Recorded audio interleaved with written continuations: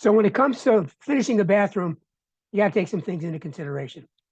Most people already know this, but just in case you don't, here's the deal.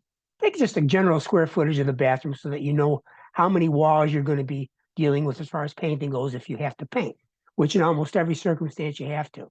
Remember, you're dealing with you've replaced a tub or for a roll-in shower. You've had to take out some materials. Um, Maybe it's a vanity you've replaced. All these things will have wall damage, and you got to repair it. So you take a look at that. Maybe the trim has been removed.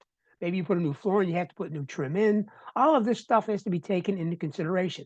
So you look at the trim, you look at the flooring, what needs to be repaired. You look at the walls, what need to be repaired.